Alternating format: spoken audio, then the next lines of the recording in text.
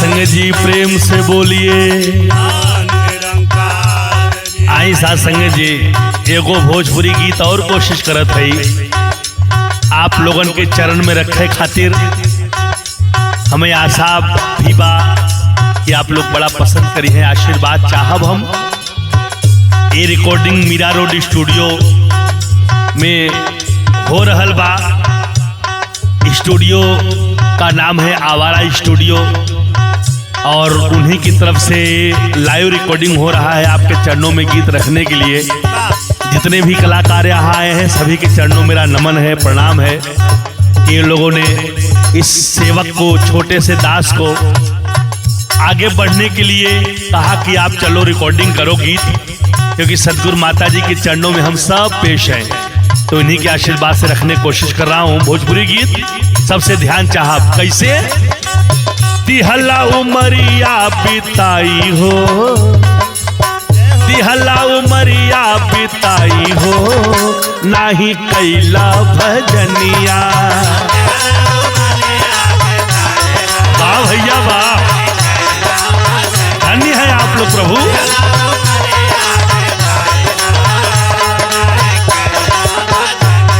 आहे माया में गैला अधुराई हो, माया में गैला अधुराई हो, नाही कैला भजनिया।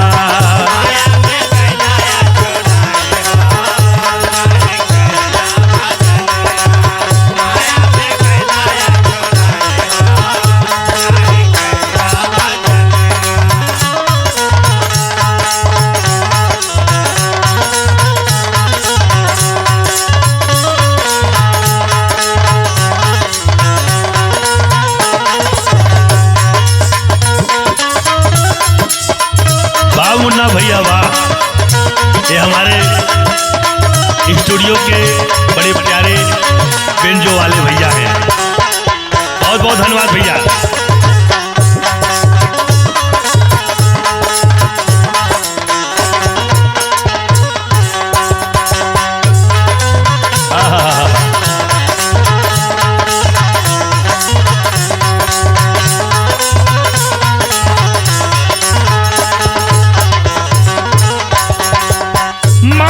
उदर में मुसीबत में रहला, करबे भजन ई है प्रभु जी से कहला।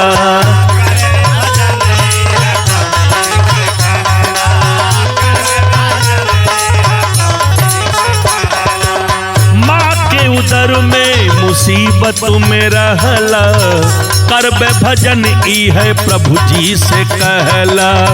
कैला तू आदा भुलाई हो,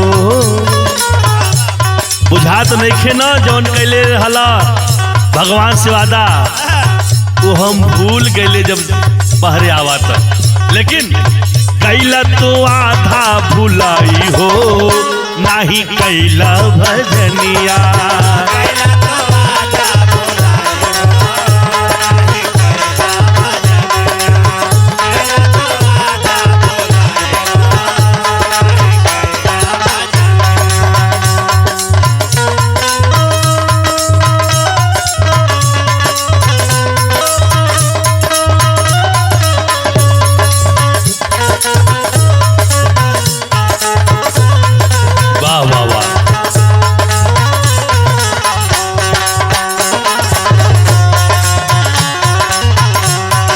आदरणीय सुभाष जी, क्या बात है, क्या बात है ढोलक मास्टर साहब।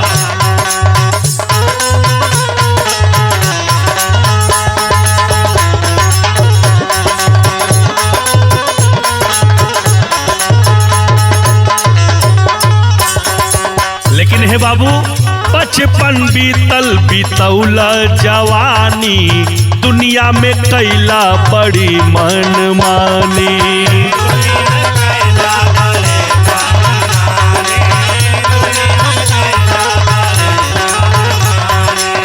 बचपन बीतल बीतौल जवानी, दुनिया में कैला बड़ी मनमानी। आ गई अब तो बुढ़ाई हो, आ गई अब तो बुढ़ाई हो, नहीं कैला भजनिया।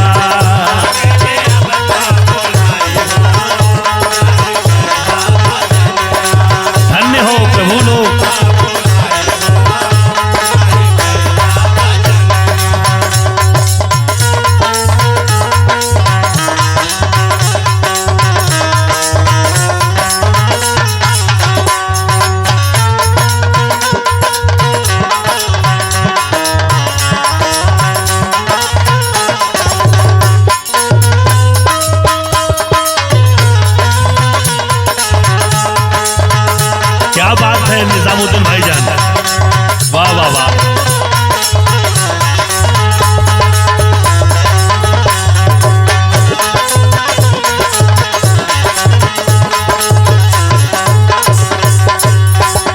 और साथ संगे जी तीसरे बंद में कवि लिखत हवन, हमारे साथ हारमोनियम पे जो सहयोगी हैं भाई साहब निजामुद्दीन जी। देखिए कितना प्यारा मेल है। भाई साहब जितेंद्र जी बिहार के, निजामुद्दीन जी यूपी के, सुभाष जी यूपी के, श्री प्रकाश जी नेपाल से, अनिल जी पंजाब से, और मुन्ना भाई बंगाल से, हम भदोही जिला से। देखा कितना बढ़िया मेल भइल बा। हे भैया यही तो प्यार हो ना। और लोगों से और कहल जात बा का, एक दिन बाबू तू दुनिया से जइबा, मालिक के कैसे ई मुहवा देखइबा।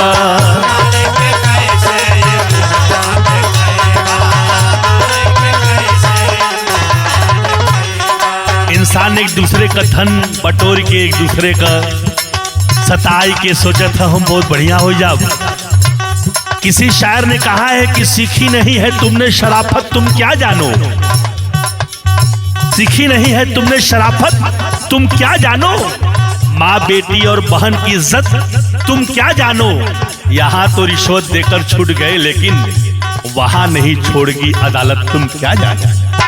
इसलिए एक दिन बाबू तू दुनिया से जइबा, मालिक के कैसे ई मुहवा देखइबा।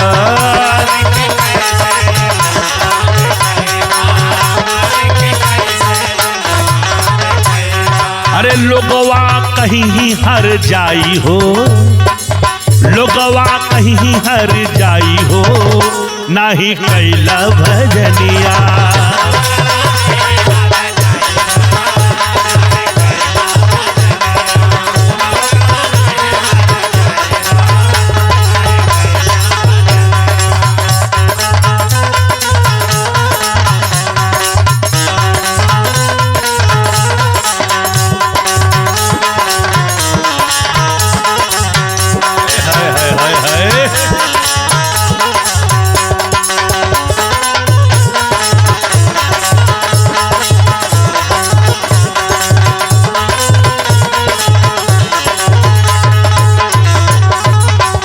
संगत जी आखिरी पद में आदरणीय प्यारे लाल जी बहुत बढ़िया शब्द लिखत हैं। शीतल जी तब नहीं हैं लेकिन प्यारे लाल जी की उम्र निरंकार करे बहुत लंबी हो, क्योंकि किसी के जख्म पर चाहत से पट्टी कौन बांधेगा।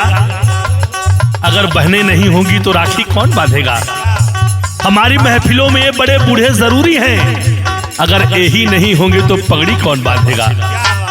इसलिए प्यारे अबहू सतगुरु शरण में आव, जरत जिंदगिया के शीतल बनावा।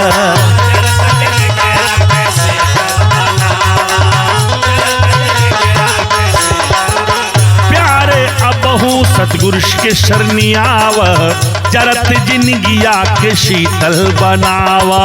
मुक्ति का धाम मिल जाई हो, मुक्ति का धाम मिल जाई हो, नाही कैला भजनिया।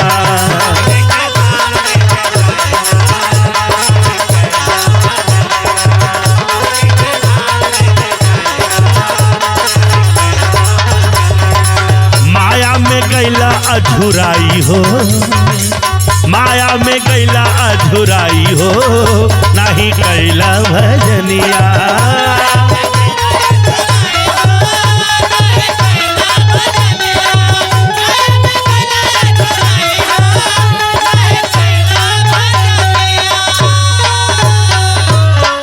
संग जी प्रेम से बोलिए निरंकार जी।